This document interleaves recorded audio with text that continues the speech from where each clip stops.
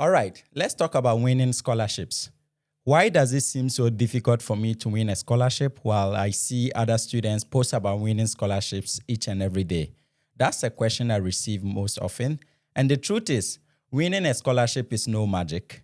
It all comes down to understanding the basic principles that governs the existence of scholarships. I will answer that in this video. But before that, just a disclaimer, I'm no expert.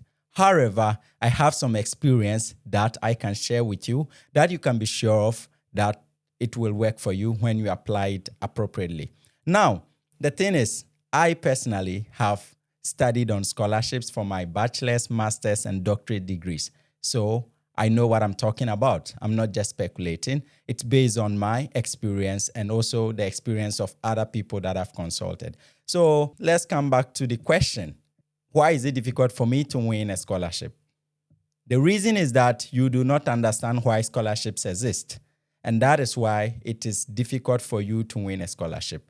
Now, the thing about scholarships is that we shouldn't see it as free money for school. No, they are investments. And anybody who understands a theorem called no free lunch, it is a theorem that those of us who are in the machine learning field usually use. You will understand, if you understand the theorem, you will understand that nothing is given out for free. And this is even a basic fundamental rule of, life. Nothing is given for free. So scholarships are not just free money for school. No, there are reasons behind why they are given. And if you look at scholarships in general, they can be categorized into so many different categories. Some are merit-based, others need-based, And before you can prepare an outstanding statement of purpose or motivation letter, you must understand the purpose that the scholarship is serving, because that is ultimately what you need to explain in your letter to get awarded a scholarship. And this is based on my experience. Let's take the Erasmus Mundus scholarship, for example. I applied to 5 programs and I got 4 programs awarding me the Erasmus Mundus scholarship during my time. And the reason was that I understood why the Erasmus Mundus scholarship existed. If you look at Erasmus Mundus scholarship itself, it is there to help train students to fill particular, fields. So the program that I finally joined trains students to work in the intersection of data science and machine learning. So this is what the program was about. And if you look at Erasmus Mundus programs themselves, they are created based on the need of the society. For instance, there are less people who know how to bridge the gap between data science and software engineering. So they do what? They recruit students, train them in this particular field to fulfill the gap. And this is why, if you look at Erasmus Mundus scholarship once again, students after graduating from the programs can apply for work visa. They have that right. And this is because they have spent some money to train you. So they also want to, take advantage of that and get you into the workforce to help also boost the economy, basically.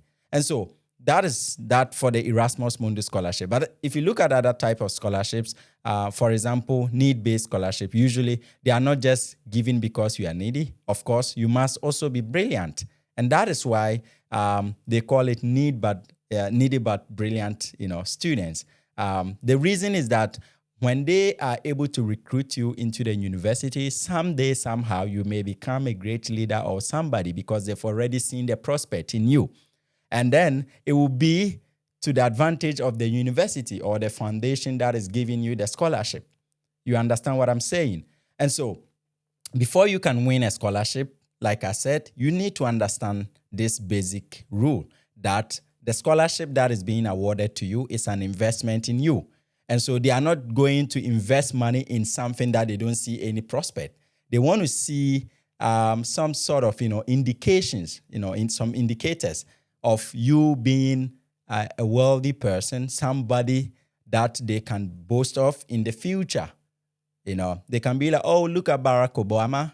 He is an alumnus of our, dear institution. And this is why scholarships are given, Some are, yes, like I said, I cited the Erasmus Mundus scholarship as an example. They are there to just fulfill an immediate need. Others are there, most especially the need-based scholarship. They are there to fulfill, what we call the prestige. They want to train people. They train people. They attract people that they've seen prospect in, so that someday they can also beat their chest and be like, well, look at Donald Trump. He was once, a student of this noble institution. Look at, whoever comes to your mind. He was once a student of our institution. And this is just an example of, a scholarship. So let me use all the scholarships that I've won in my life as an example. First, I won the Turkish government scholarship for my bachelor's. And if you look at that scholarship in particular, the purpose that it serves is to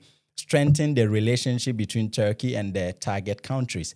And I believe the scholarship is open to students around the globe. So I don't think there's any nationality restriction. If there is, then pardon me, because I'm not aware of that yet. So I won that scholarship because I understood that, well, this is a scholarship that aims to, train students for the target country, but also their major aim is to strengthen their socioeconomic relationship with my own country.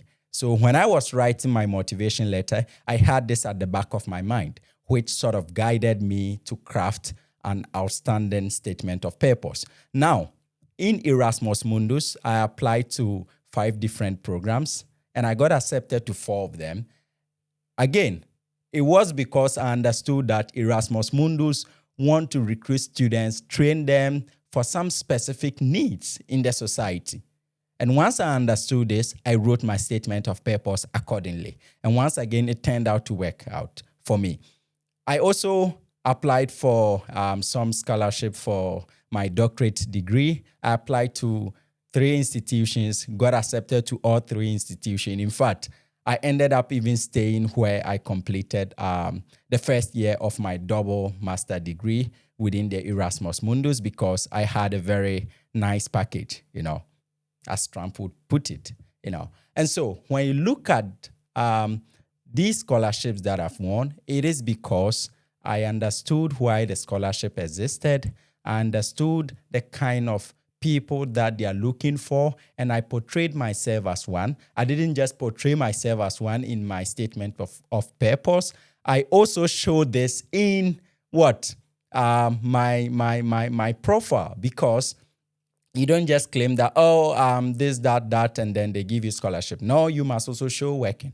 So when you are targeting a scholarship, you should also be working on your profile, because at the end of the day, it is a full package. You are going to be evaluated holistically. Everything about you is going to be taken into consideration, irrespective of the type of scholarship. Even if it is need-based, there are thousands of needy students, and they only want to recruit 10. How do they judge all of you? How are you going to tell one person is more needy than the other? Well, there could be some indicators, but at the end of the day, there are also other stuff that they are looking for. So when the scholarship selection committee meet, they are not only asking, is this student brilliant? Of course you are, but are you also serving the purpose of the scholarship that you are applying to? And this is what you must have at the back of your mind. I wouldn't make this video very long. I hope you understood the concept of no free lunch. Have that at the back of your mind the next time you are applying for a scholarship. And also know that the selection committee is not only asking, is this student brilliant, but they are also asking if you are serving the purpose of the scholarship that you are applying to. Have that at the back of your mind. Follow me and subscribe for more, and I will see you in the next one.